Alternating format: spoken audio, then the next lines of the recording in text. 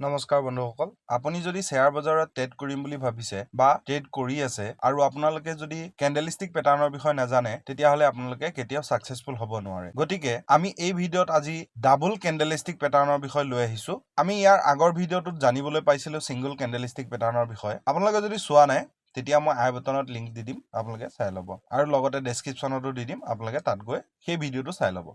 double ক্যান্ডেলষ্টিক প্যাটাৰ্নত আমি প্ৰথমতে লৈ আহিছো বুলিশ কিকাৰ ক্যান্ডেলষ্টিক প্যাটাৰ্ন বুলিশ কিকাৰ ক্যান্ডেলষ্টিক প্যাটাৰ্নৰ নামটো শুনোতে আপোনালোকে গম পাইছে এইটো এটা বুলিশ প্যাটাৰ্ন মানে ই এটা ওপৰলৈ যোৱা প্যাটাৰ্ন বুলিশ কিকাৰ ক্যান্ডেলষ্টিক প্যাটাৰ্ন কেনেকৈ ফৰ্মেশন হয় ইয়াক আমি কেনেকৈ ব্যৱহাৰ কৰিম এই গোটেইখিনি কথা আমি এই ভিডিঅ'টোত শিকিবলৈ পাম গতিকে ভিডিঅ'টো স্কিপ নকৰি শেষলৈকে চাব আমাৰ বুলিশ কিকাৰ ক্যান্ডেলষ্টিক প্যাটাৰ্ন ফৰ্মেশন কেনেকৈ হয় প্ৰথমতে মাৰ্কেট ডাউন ট্ৰেণ্ডত থাকে এনেকৈ ডাউন ট্ৰেণ্ডত থাকিব তাত আপোনালোকৰ যেটো লাষ্ট ৰেড ক্যান্ডেল হ'ব এই ৰেড ক্যান্ডেলডালৰ পিছত এডাল গ্ৰীন ক্যান্ডেল ফৰ্মেশন হ'ব এই গ্ৰীন ক্যান্ডেলডাল ফৰ্মেশন হওঁতে ইয়াৰ এটা ক্ৰাইটেৰিয়া আছে যে এই ক্যান্ডেলডাল ফৰ্মেশন হওঁতে আমাৰ যদি এই গেপছটো দেখা পোৱা যায় বা এই ক্যান্ডেলডালৰ পিছত যদি এটা গেপছ দি প্লাই এডাল বুলিশ ক্যান্ডেল ক্ৰিয়েট কৰে তেতিয়া আমি ইয়াক বুলিশ কিকাৰ ক্যান্ডেলষ্টিক প্যাটাৰ্ন বুলি কওঁ বুলিশ কিকাৰ ক্যান্ডেলষ্টিক প্যাটাৰ্ন ফৰ্মেশন হোৱাৰ পিছত আমাৰ মাৰ্কেটটো আপ ট্ৰেণ্ডলৈ কনভাৰ্ট হৈ যায় মানে মাৰ্কেট আপোনালোকৰ ডাউন ট্ৰেণ্ড চলি থাকিব তাৰ পিছত বুলিশ কিকাৰ ক্যান্ডেলষ্টিক প্যাটাৰ্ন ফৰ্মেশন হ'ব তেতিয়া আমাৰ মাৰ্কেটটো এটা বুলিশ ট্ৰেণ্ডলৈ কনভাৰ্ট হৈ যায় গতিকে আমি ইয়াক বুলিশ কিকাৰ ক্যান্ডেলষ্টিক প্যাটাৰ্ন বুলি কওঁ বুলিশ কিকাৰ ক্যান্ডেলষ্টিক প্যাটাৰ্নটো আমি চাৰ্টত কেনেকৈ ব্যৱহাৰ কৰিম আমি বুলিশ কিকাৰ ক্যান্ডেলষ্টিক প্যাটাৰ্নটো চাৰ্টত এনেকৈ দেখিবলৈ পাম যেনে ধৰক আমাৰ মাৰ্কেটটো এনেকৈ ডাউন ট্ৰেণ্ড চলি আছে এতিয়া এই যি লাষ্ট আমাৰ ৰেড ক্যান্ডেলডাল থাকিব তাৰ পৰা এডাল নেক্সট আমাৰ বুলিশ ক্যান্ডেল প্যাটাৰ্ন হ'ব বুলিশ ক্যান্ডেল ফৰ্মেশন হোৱা পিছত আপোনালোকে দেখিবলৈ পাইছে এই মাজত এইটো গেপছ ৰাখি পেলাই প্যাটাৰ্নটো ফৰ্মেশন হৈছে গতিকে আমি এই গেপছটো যেতিয়া আমি দেখিম এই দেখিলে আমি গম পাম যে আমাৰ এটা বুলিশ কিকাৰ প্যাটাৰ্ন ফৰ্মেশন হৈছে তেতিয়া আমি কি কৰিব লাগিব আমি এই বুলিশ কিকাৰ ফৰ্মেশনটো হোৱাৰ পাছত আমি বুলিশ কিকাৰত এন্ট্ৰি কেনেকৈ ল'ম আমি ধৰক বুলিশ কিকাৰ প্যাটাৰ্নটোৰ হাই যেতিয়া ক্ৰছ কৰিব আমি তেতিয়া ইয়াত এটা এন্ট্ৰি ল'ম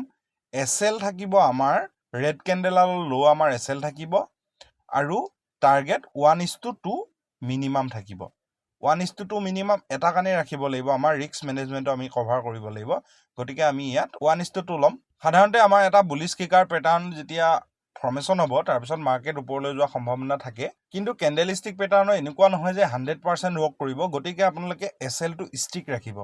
যাতে তলফালে যদি মাৰ্কেটটো আহি যায় তেতিয়া আমি ইয়াত এসএল টো ক্লোজ কৰি দিব পাৰো তেতিয়া আমাৰ কোনো ধৰণৰ অসুবিধা নহয় আৰু আমাৰ ৰিস্ক মেনেজমেন্টটো পুৰা প্ৰপাৰ থাকিব আমি এতিয়া গম পালো যে বুলিশ কিকাৰ প্যাটাৰ্নত কেনেকৈ আমাৰ প্যাটাৰ্নটো ফৰ্মেশন হয় আমি ইয়াক কেনেকৈ ব্যৱহাৰ কৰিব পাৰো ইয়াৰ কেনেকৈ এন্ট্ৰি ল'ব পাৰিম ক'ত এসএল থম আমি সেই গোটেইখিনি কথা গম পালো আৰু এতিয়া আমি নেক্সট আমি কথা পাতিম বিয়েৰিশ কিকাৰ ক্যান্ডেলষ্টিক প্যাটাৰ্নৰ বিষয়ে বিয়েৰিশ কিকাৰ ক্যান্ডেলষ্টিক প্যাটাৰ্ন হ'ল বুলিশ কিকাৰ ক্যান্ডেলষ্টিক প্যাটাৰ্নৰে এটা অপজিট সিগনেল ফৰ্মেশনটো কেনেকৈ আমি চাই লওঁ মাৰ্কেট ধৰক ওপৰলৈ গৈ আছে তাত আমাৰ যেটা লাষ্ট গ্ৰীন ক্যান্ডেল হ'ব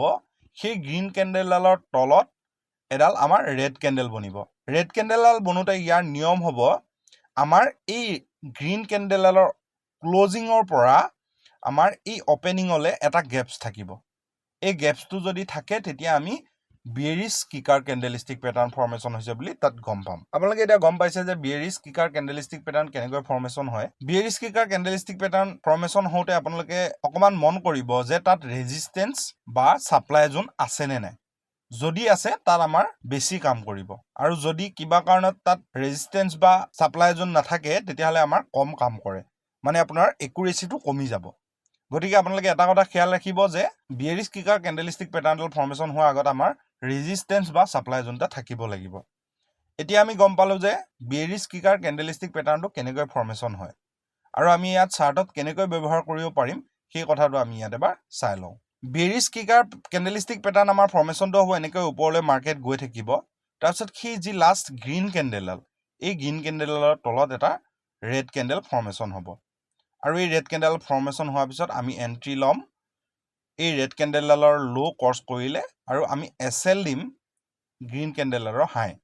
আৰু ইয়াত আমি 1:2 মিনিমাম আমি ইয়াত ল'ম আমি বিয়েৰিশ কিকাৰ ক্যান্ডেলষ্টিক প্যাটাৰ্নত আমি কেনেকৈ ট্ৰেড ল'ম ই কেনেকৈ ফৰ্মেশন হয় ইয়াক আমি চাৰ্টত কেনেকুৱা দেখা পোৱা যায় আমি গোটেইখিনি কথা গম পালো আৰু যদি আপোনালোকে বুজাত অলপ অসুবিধা পাইছে মোক কমেন্ট কৰি জনাব মই আপোনালোকক আকৌ বুজাবলৈ চেষ্টা কৰিম আমি আজি বুলিশ কিকাৰ কেণ্ডেলষ্টিক পেটাৰ্ণ আৰু বেৰিছ কিকাৰ কেণ্ডেলষ্টিক পেটাৰ্ণৰ বিষয়ে জানিলো এতিয়া আপোনালোকে যদি জানিব বিচাৰিছে সিংগল কেণ্ডেলষ্টিক পেটাৰ্ণৰ বিষয়ে তেতিয়া আপোনালোকে লেফট সাইডৰ ভিডিওটো ক্লিক কৰক আৰু যদি আপোনালোকে RSI বিষয়ে জানিব ওলাইছে তেতিয়াহলে আপোনালোকে ৰাইট সাইডৰ ভিডিওটো ক্লিক কৰক আমি লগ পাম সেই আগৰ ভিডিওটোত ধন্যবাদ